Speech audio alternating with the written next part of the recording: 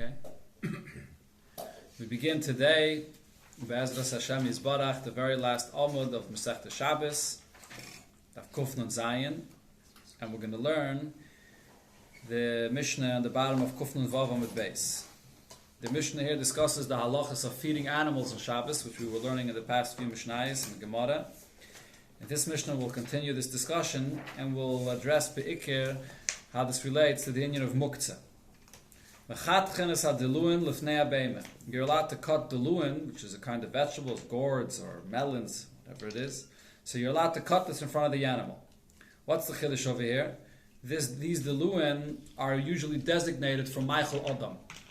So to use something for something that it's not designated for, according to Rabbi Yehuda, this is part of Muktzah.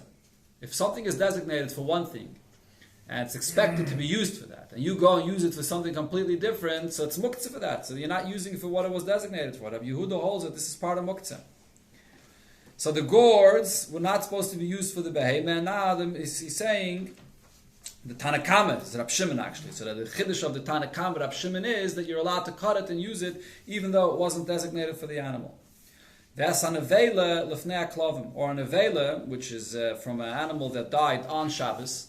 So when Shabbos came in, it was a live behemoth that was not designated to be fed to dogs. But now it died, and now you have an avela. So even though by Bein HaShmoshes it was not designated for a dog, still, Rab Shimon, the Tanakama holds, it's not muktzah, and you could feed it to the dogs. Yudai Rabbi Yehuda says, if it wasn't an avela from before Shabbos, so it wasn't designated when Shabbos came in for this purpose, Asura, it's forbidden to give it to feed to the dogs, because it's not prepared for this purpose. As long as by Bein HaShmoshes it wasn't prepared for this, it's part of it's muktzah. It's noiled. I don't think this is the din of noiled. This is the din of Bein HaShmoshes, that you go according to what it was designated for, what it was expected to be used at the time of Bein HaShmoshes.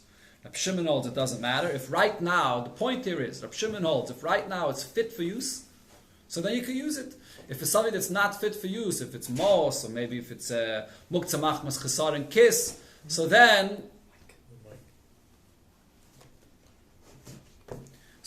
you can't use it. But, sorry about that, but it's something which is fit for use, it's not muktzah. Masha'enkein, according to Rabbi Yehuda, you have to look at what it was designated for, what it was expected to be used at the time of Bein HaShmoshes. Dr. Gemara Itma, this is a whole sugya we had before when we get to Muktzah, the machlokes of Rabbi Yehuda and Rab Shimon. So it comes up here again, and the Gemara is going to bring Bekitzer, many different Amirayim that spoke about this regarding who do we paskin like. So Itma we learned, and the Gemara brings a simin, Aral, Shachaz, simin. The different Amiram that spoke about this. Amar Ula, which is the ayin. So Ula said, Halacha ke Rabbi Yehuda, we paskin like Rabbi Yehuda that was machmer regarding muktzah. Avaf Rav Sava Halacha ke Rabbi Yehuda. Rav also holds like Rabbi Yehuda regarding muktzah. Mid the karki the zuzi. From the case of karke zuzi. What is this? We had this before also. This is mats that was used for merchandise that you were shipping overseas, so they would have these mats to cover the merchandise. So it's not designated for a person to sit on. By the time of Bein HaShmoshes, what is it designated for? It's designated to cover things, to cover merchandise. Nevertheless, on Shabbos, it's fit to be used, right? So Rab Shimon would say that it's mutter, because right now it's fit to sit on it, but Rabbi Yehuda holds Hayes it was designated to be used for shipping things and to cover it, so therefore it's not the Rav Asar. So Rav said in such a case it's also to use on a Shabbos. Shmuel says it's allowed. V'af Levi sav alach Rabbi Yehuda. Levi also held that Allah is like Rabbi Yehuda. Ki ha, the Levi, like you see that Levi held, ki have a maisi treif de lekamei. B'yoyim etava, then we would bring a chicken to check on Yom Tov to see if it's treif or not, to see if it's kosher or treif. Lehava chazila, he did not want to look at it, he didn't want to see it. Ela ki yasev akil klisa, only when he was sitting by the garbage. The Amar, because he said dilme loy miskashra, maybe the chicken won't be kosher. Va'afilu leklavim lechazia, and then it's muktzah, and you're not allowed to feed it even for the dogs. Hayes, when Yom Tov came in, it wasn't designated for the dogs, it was designated for a person to eat. And you shechted it for that purpose. If it becomes treif, so then it becomes muktzah and he has to immediately throw it in the garbage.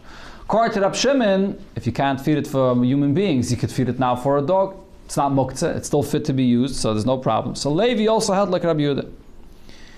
Shmuel Omar, and Shmuel also said, halacha Rab Shimon, that the halacha is like Rab Shimon. Like we mentioned before, Shmuel said that you can use these mats for that was used for shipping because it's fit to be used right now. So the halacha is like Rab Shimon.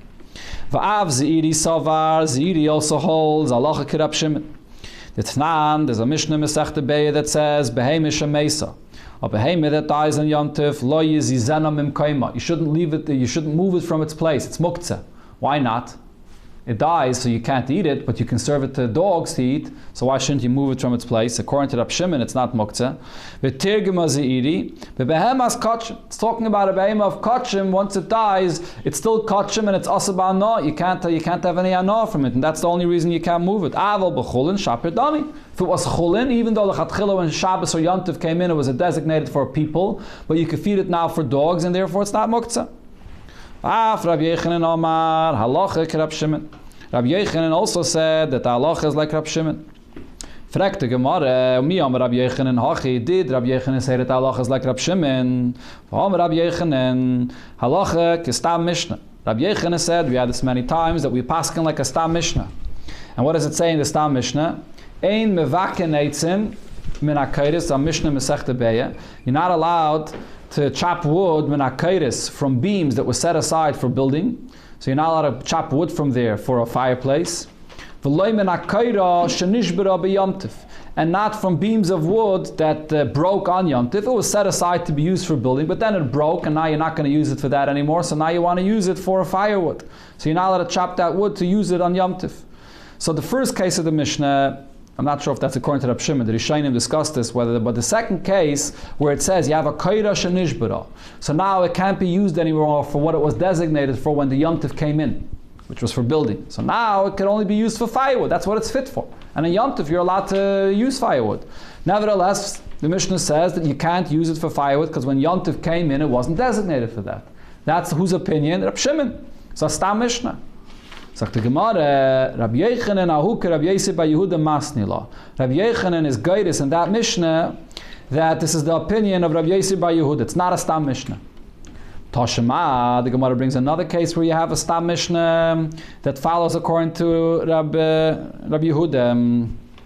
Maschilin, the Mishnah says, Maschilin baremas hateven. You could begin a fire with a pile of straw that you have in the field.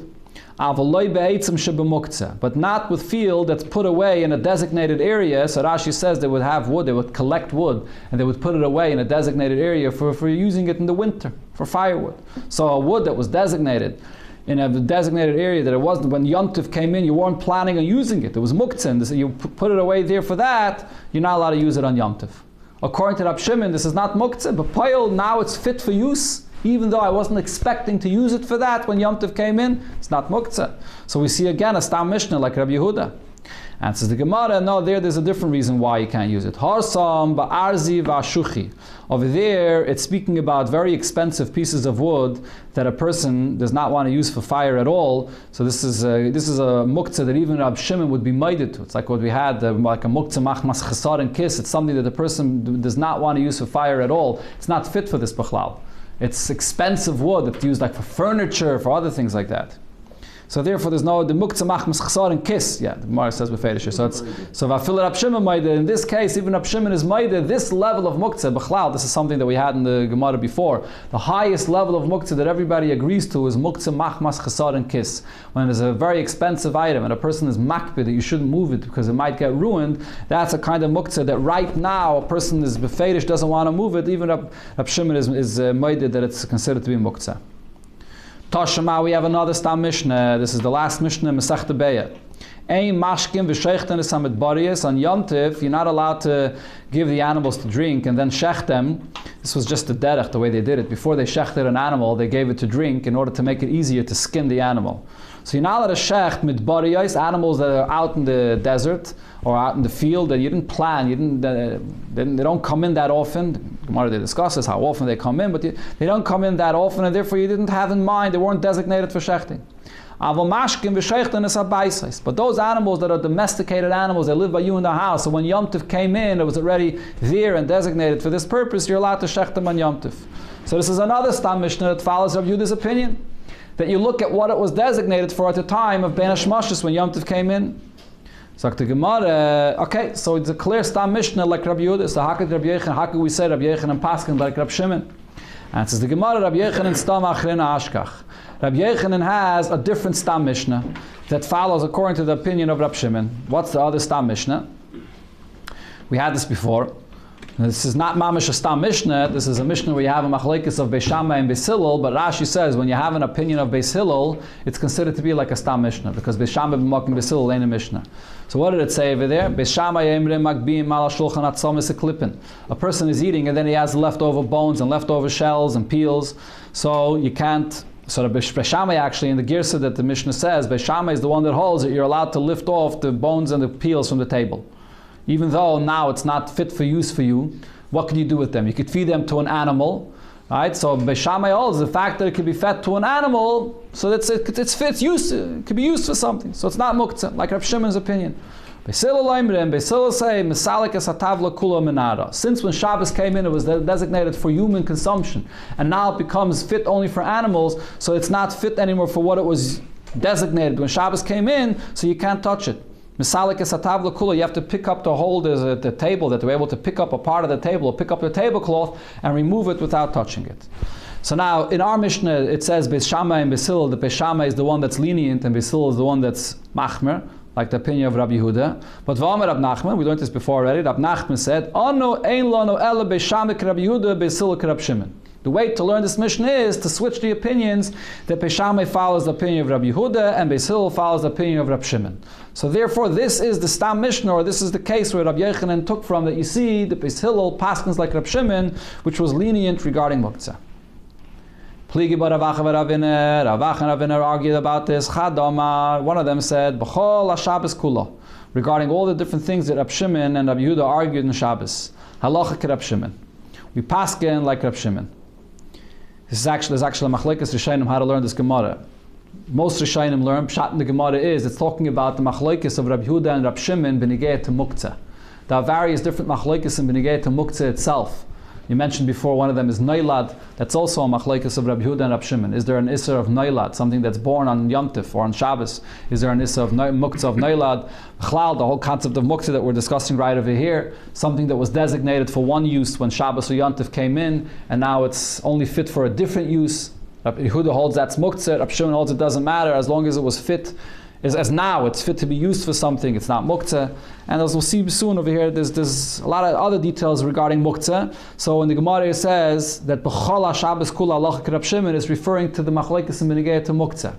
But there are some Rishonim that learn that when it says b'chol ha-Shabbos kula, it means literally not only regarding the subject of muktzah.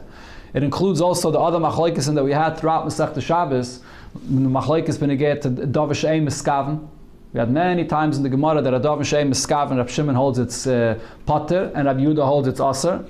Rabbi Yehuda holds its aser and atayre. And also the other one was malacha she'ein tzricha legufa. Right? Malacha she'ein tzricha legufa, Rabbi Yehuda holds that it's chayiv, and Rabbi Shimon holds its pater. It could be there's more, but it's referring to all other machlekes that we had in the Masechta. So we always paskin lekula like Rabbi Shimon, levar mi muktzeh machmas miyas. Besides the case of when something is muktzeh because it's miyus, it's repugnant, and a person doesn't want to use it, there we don't paskin like Rabbi Shimon that said that it's not muktzeh. What's the example for this? We learned this before. Ner yasha. When you have a lamp, that it was a keli that was used for a lamp, and it's oily, it's dirty, and now it's not going to be used as a lamp anymore. You want to use it for something else, to store something inside of it, because it's ma'os, you're not allowed to use it. But one of them, another opinion over here was b'muktzeh machmas miyos nami halacha k'Rab Shimon. Even regarding muktzeh machmas miyos, we paskin like Rab Shimon that if as long as you have a certain use that it's fit for, even if it's something that's miyos, if you could store something there, you're allowed to use it on Shabbos. Levar mi muktzeh machmas issa. But if it's something which is muktzah machmas iser, then we don't paskin like Reb Shimon. Umay niu. What's the case of muktzah machmas iser? Ner shadlika b'bayis Shabbos. A candle that you lit it right before Shabbos, and at the time of Ben Hashmashis there was a candle burning there. So now, even after the candle is extinguished, according to Reb Shimon, you could use it. According to Reb Yehuda, you can't use it. So in this case, we don't paskin like Reb Shimon. Aval muktzeh machmas chesaron kis, then the level of muktzeh, which is when there's something which is a chesaron kis, it's an expensive item, I feel it Rab Shimon made it. Rab Shimon would agree as well. Over there's no argument, as we mentioned before. There's a Mishnah that says, Kol ha-kelim nitolim b'Shabbos, according to Rab Shimon, all kelim could be moved on Shabbos. Chutz mimaser agadol, a large saw, which is a very expensive item, v'yesed shel machresha, and a coulter the machresha that they use to plow the field. That's also an expensive thing that even Rab Shimon is meideh that you're not allowed to move that on Shabbos. This is the end of the sugya of muktzeh here. Machlokes of Reb Yehuda and Rab Shimon. Zok the Mishnah, mefirin nedarim b'Shabbos. You're allowed to annul a neder on Shabbos. What it's talking about is a isha that makes a neder, and the halacha is that a husband, on the day that he hears the neder that she made, he could annul the nedarim, mefirin nedarim b'Shabbos. And nishalim l'nedarim shein l'tzayrich shehein l'tzayrich haShabbos. And then there's another halacha when you go to a chacham and you want to be mata neder, so the chacham is shoyel the neder. He asks you questions, and if you would have known this circumstance, you wouldn't have made the neder, and he finds a pesach that you should be able to have charata from your neder to be mata neder. So you're allowed to do that, and the Mishnah here adds shehein l'tzayrich haShabbos, if it's for the purpose of something you need on Shabbos.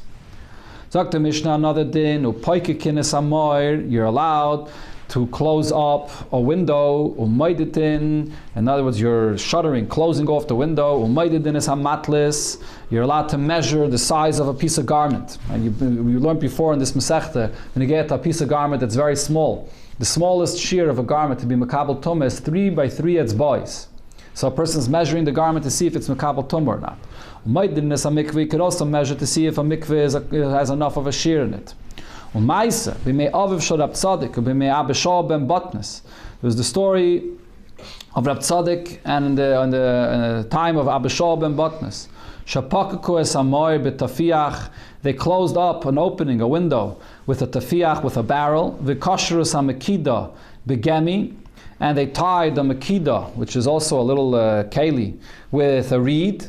Right, the kesher was not a kesher shel kayama. That's why the Mishnah here says a gemi, because a gemi is not used with a kesher shel kayama. I mean, a gemi is something that eventually dries up anyways, as Rashi says, and therefore it's not a kesher shel kayama.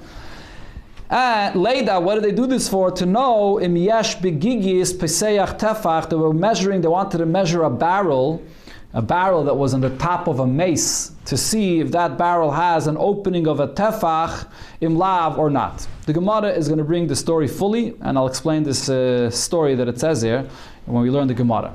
But there were 3 things that were done over here. They closed up the window, and they were measuring, they wanted to measure to see if there's an opening of a tefach, and they made a kesher. They were kaishin. Kesher, that's not a kesher shel kayama. From this story we learned shepaikekin umaydidin the kaishin b'Shabbos, that you're allowed to do paikekin, to stuff up the window, and to measure and to tie a kesher that's not a kesher shel kayama on Shabbos. Zok the Gemara, the question was asked. Hafara, when it said in the Mishnah that a husband could annul the vow of his wife, or it's also in a case where a father is annulling the vow of his daughter when she's up until the age of a naira.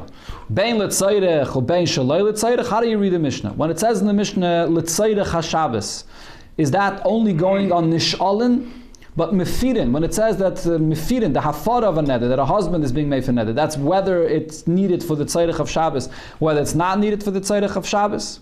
And v'shayla, only when it comes to a chacham that's going to give you a pesach to do the shayla of a neder, then l'tzayrich in, shalei l'tzayrich loy, then we make a distinction if it's l'tzayrich or not. And that's why the Mishnah divides these 2 cases from each other. It doesn't say together. It doesn't say mefirin vinish alin l'nedarim. It says it in 2 different cases. When it comes to being made for neder, the husband is annulling the vow. It's also whether it's l'tzayrich and even only l'tzayrich that is, but shalei l'tzayrich not. And just like by the case of Nishalin. The only reason he separates it is because it's two different people. Mishum da afare ain't tzarech bezin. Afare the husband does. You don't need a bezin. Rashi says over here the word bezin doesn't mean a bezin. The bezin means a chacham.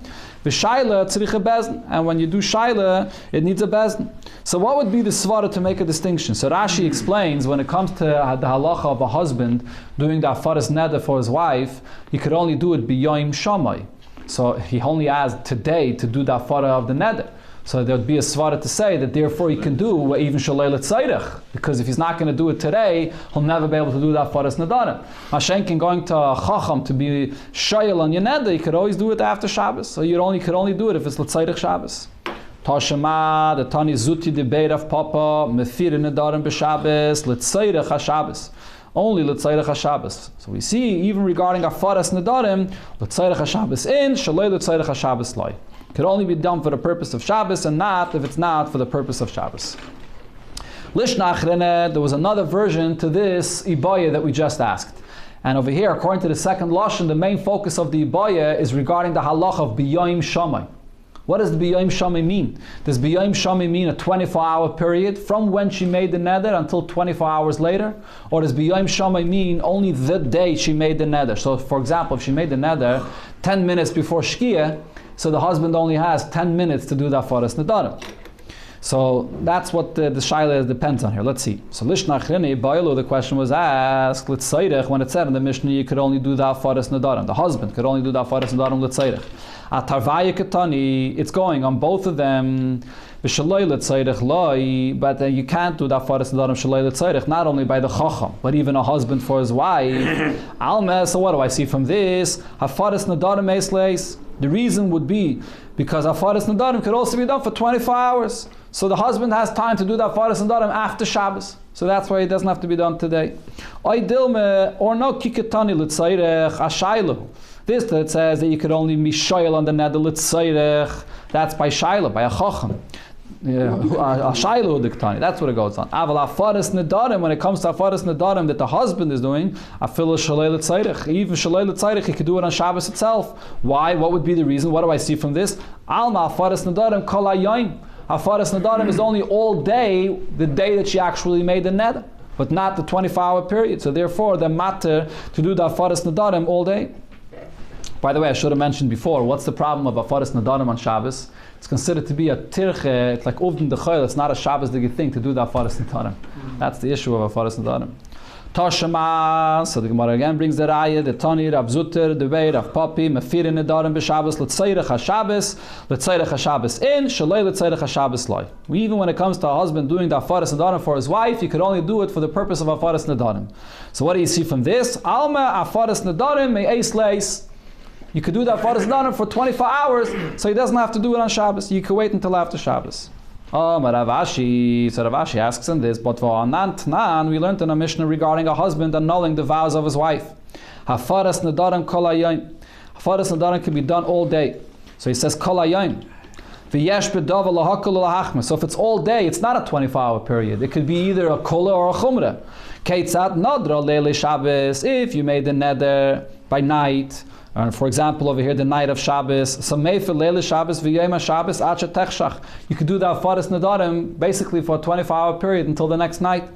Nadra im chashecha. What if she makes the neder right before it's dark, 5 minutes before Shkia? Samei for Acha Techshach. So you have only 5 minutes to do the afaras nedarim. Shim lo yahafer mishachashecha and a yachal hafer. If you didn't do the afaras nedarim before it got dark, you can't do the afaras nedarim afterwards. So you clearly see afaras nedarim is not a 24-hour period. It's only for that day that she made the neder. Answers the Gemara Tanoi. So we have to say that this is a machlokes Tanoim. And the Gemara brings a clear brayse. The Tanya, we learned afaras nedarim kol hayom. First opinion is afaras nedarim is only that entire day. However long or short that day still is. Rabbi Yasi, Bar Yehuda, Rabbi Lazar, Rabbi Shimon Amru, they said me'eis le'eis. Afaras nedarim, you have 24 hours to do it. It's not only for that day that you made the afaras nedarim. The hakkel means that you'll have a whole day.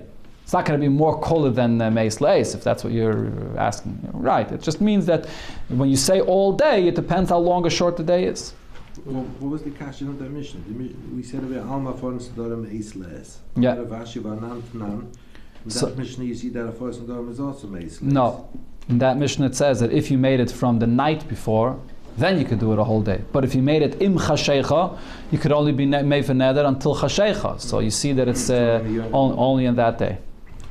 Sagt the Gemara weiter, wenn shalom lenedarim. So the Mishnah said that a chacham could be shayel and a neder on Shabbos. Is this only in a case where a person had no time to be shayel before Shabbos? Then they will matter this. Even if he had time before Shabbos, he can still go to the chacham and be shayel neder on Shabbos. Toshema, so the Gemara says, we know the story, that is the Kikulei Rabbanan la Rav Zutra berei the Rav Zeira, the Rabbanan went and they did this to be shayel neder even on Shabbos, v'sharulei nidrei, they will matter his neder, v'afagav dav lepnai. He had time to do it before Shabbos, but they did it even on Shabbos. Yeah, now we come to the last chelik of the Gemara that discusses the last case of the Mishnah, and here the Gemara is going to bring the story. Shepakaku es amar b'tafiach, the kashru es hamekida begemi. Rav Yehuda Marav said what the story was. Hilkiti ketana hoisa ben shnei batim. There was a small alleyway between two houses. The tume hoisa sham, and there was a tume there between the two houses. There was a dead body of a person there. The gigis sduka munachas al gaban. There was a barrel that was, I guess, leaning on the two houses above this mace, and it created oil on top of this mace. Why did they put that barrel there? Mustama, they wanted to put it above the mace in order to protect him from the sun, that it shouldn't heat up the body. So there was a gigis over this mace serving as oil. Now what's the issue over here? The issue is that you have a tumas oil. But what happens with a tumas oil? Everything below it becomes tameh. Not only everything below it becomes tameh, if you have two windows that are on the side of this oil that are open, the tumah extends and goes inside the windows as well. Okay, so now, what happened? Gigis zduka, so this was this barrel above this mace, but it had a crack inside. This barrel had a crack inside, it was on top of him. So now Rashi says, before this person died, they quickly stuffed up the two windows on both sides of the houses, bitafiach, with a barrel. They put the bottom of the barrel in the window, which stops the tumah of entering. And just to be sure, in case this is a proper oil on top of him, and then the tumah will extend into the windows. So they closed it off. But then they wanted to see, are they allowed to reopen their windows? Because it could be that the oil, the barrel was on top of him, was not a proper oil. Because the halacha by an oil is, as long as the oil above the mace has an opening of a tefach by a tefach, so then the tumah goes out and it doesn't extend, it's not metama what's under, and it won't extend into the windows. So the kashrus hamekida begemi, they tied a little jug or something that's the size of a tefach al gabi tefach with a gemi, with a reed, and they wanted to lower down this mikida through this hole that was inside the barrel to measure it. Leidam yesham begigis pesach tefach and lav, to see whether this opening that there is in this barrel is an opening of a tefach al gabi tefach or not. So from this they learned that you can do umidvrayim lamadnu shapaykikin umaydidin v'kaishrin b'Shabbos. That you could do these three things. You can shutter the window, that's what they did. You can maydidin, you could measure, and the kaishrin you could also tie on Shabbos. So there's an arich zigasicha from the Rebbe about this subject. I'm not going to chaz it all in, just chaz it two nekudis. The Rebbe spoke about this in a Fabrengen in Tavshin Chav Beis, when the Rebbe made a hadrin on Masechta Shabbos, and also in Tavshin Mem Ches on Yud Shvat, the Rebbe made a hadrin on Masechta Shabbos as well. And the Rebbe was medayik. First of all, the lashon of the Mishnah is, it doesn't say lamadnu shemuter lifkoik muter limdoit. It's not telling you a heter. It's telling you a fact what you should do. That's one diak of the Rebbe. And the Rebbe teach that the meaning is that this is a hirah for every person in his avodas Hashem. You're talking over here about a case where there's tumah that could enter into the house. So how do you prevent tumah? So the Mishnah is giving you three things how to prevent the tumah of the world. One way is paikakin, which refers to sur meirah. A person has to close up certain things, is to separate and reject things that don't belong. That's paikakin. Maididin is to measure. Medida shal mitzvah. When it comes to doing a mitzvah, every mitzvah has a certain shear. You have to measure if it has the shear. As the Gemara is soon going to say, that the medida that was done over here is considered to be a medida shal mitzvah. To know if the tumah comes in or not is in the category of a medida shal mitzvah. So that's the second thing. That's say toiv. In order to stay away from the tumah, you have to elevate yourself into toiv. And then kaishrin is a deeper kesher, even higher than sur meirah. and higher than Asay Tov. And that pasuk it says afterwards, Baki Shalom V'Ratfeyu, when a person elevates himself higher than both of these kavan of Sur Meirah and Asay Tov, that's the kaishrin, the kesher that a person creates through learning Torah. So it says, the Misram is Kashram Bayraisa, that's the third dagger where a person gets elevated from the tumah of the world. That's one pshat that Rebbe said in the Sinyan. Another thing that Rebbe said, okay, let's first learn the Hemshech of the Gemara, then I'll share another word from the Rebbe on this. Ula ikla lebeirei Reish Galusa. So Ula was by the Reish Galusa. Chazia l'Rabba bar Avhuna, he saw Rabba bar Avhuna, the Yosef ba'avna de Maya. He was sitting in a bath of water. The Kamashach lay, and he's measuring. Amalei, so he told him, what are you measuring on Shabbos? When did the Rabbanan say that you're allowed to measure on Shabbos? Medida the mitzvah. If it's a medida that's being done for the purpose of a mitzvah, like in the case before, to know if there's going to be tumah that will enter or not, it could affect it. Could a kain be that things will become tumah? That's called a medida the mitzvah. The lav mitzvah, but if you're measuring something that's not related to a mitzvah, miyamah, did the Rabbanan allow? And the reason why you're not allowed to measure on Shabbos is because it's uvdin d'chayil. It's a mundane activity. So therefore, how could you measure on Shabbos? So in other words, what you see over here is when it said before, Paikakin, Maididin, and Kaishrin, it's only for the purpose of a mitzvah. Actually, Beneget to Paikakin, so Taisus over here says that it could be done even not for the purpose of a mitzvah. This goes back to a sugya that we learned before on Daf Kuf Chafei, where there was a machlaikis, whether Paikakin, whether shuttering a window is daima to baina or not. The Chacham hold it's not daima to baina. You can shutter a window on Shabbos with a yontif, and it's even with not for the purpose of a mitzvah.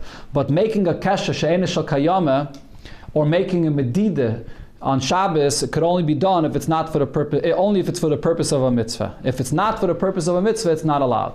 So the Rebbe explains that over here it's saying that these things that are asim d'Rabbanan, there's only a heter if it's done for the purpose of a mitzvah. In the beginning of the Masechta, when it comes to doing a malacha, which is only asim d'Rabbanan, over there even for the purpose of a mitzvah, it's not allowed. What's that example? The first mission of Masechta Shabbos, what was the case? Tziyas Shabbos, so the Ani is standing inside and the Balabais is on the inside and the Ani is on the outside, and you're stretching out your hand and you're only doing an Akira and not a Hanocha. So the Mefarshim over there say, why is it talking about a Balabais and an Ani? Because the Mishnah wants to tell you when you do a half a Malacha Vaitzah, which is only Asam D'Rabbanan, even if it's being done with the mitzvah of Tzedakah, L'Tzayrich Mitzvah, still Chacham wore Mata half a Malacha L'Tzayrich Mitzvah. So what's the difference? Why over there were they not mater a half a malacha l'tzarech mitzvah, and here the isim the rabbanon of medida and kshira they were mater l'tzarech mitzvah? So the Rebbe answers because hitzah, even when it's only a half a malacha, it's a part of the malacha. You are doing a chelik of the malacha, only half, but it's considered to be a chelik of the malacha. So it's much more chomer. It's a chatzi malacha. It's mamish a chatzi malacha, so therefore they weren't mater it. Mashenkin over here, medida and kshira. Medida is tama ovdin d'chayil. Kshira, what's kshira? Kshira, the Rebbe says if there's no kesher shel kayama, it's not considered to be a half a malacha. The lashon of the Rebbe in the Sikha is it's like negias chutin balma. It's like chutin that are touching each other very tightly, but it's not, only when you have a kesher shel kayama is a kesher. So therefore, this ism d'Rabbanan is much more lenient. And over here, they wore mekel l'tzayich mitzvah. That's the kesher. You see the difference between the beginning of the Masechta and the end of the Masechta. Paikikin is a different story. Paikikin is the chlal not doime to binyan. There's no gzeir on it b'chlal. Chacham didn't make any gzeir when they get to Paikikin. It's mutter even if it's not l'tzarich mitzvah. So continuing the conversation here, Rabbi Bar Avhuna answered, Omalei. So he asked him, why are you measuring on Shabbos when you're in the bath? So he told him, I'm not misasik ba'almano. I'm only being misasik. Rashi says, what's misasik ba'alma mean? Shalei l'tzarich el lasuke ba'alma. I'm not doing it for any purpose. I'm being Isaac. So there's two pshatim in this seam of the Gemara here that the Rebbe says in a letter. It's in a letter from the Rebbe. The Rebbe wrote to Rabbi Aaron Chitrig Olav Hashalom in the sefer that he gave out on Masechta Shabbos from the Rid, and the Taisus Rid adds misasik ba'alma no lischik. I'm only doing it to play. So the Rebbe says either the taich is that he's take doing an actual medida, but he's not doing the medida because he needs to know the measurement for a certain purpose. He's only doing it stam to occupy his time. That's one pshat. Another pshat is that he's b'chlal not being mechaven to the actual measurement. He's not paying attention to the measurement that he's seeing. It's stam schoik, he's playing around and he's not even paying attention b'chlal to the measurement. That's the pshat of misasik. So the Rebbe brings from the Alter Rebbe Shulchan Aruch that the Alter Rebbe says that it's only mutter to do medida on Shabbos if it's not l'tzorech mitzvah. If it's eine l'tzorech klal. The Alter Rebbe adds the word klal only if it's not l'tzorech at all, meaning that he's doing the measurement, and not only does he not have a purpose for the measurement, but he's b'chlal not even paying attention to the whole measurement. That's the only case that it's going to be mutter on Shabbos. Hadran alach misha hechshech eslikela mesechta Shabbos. Yeah, the whole Hadran we said already last night with Hakadosh and everything. We made the siyum last night.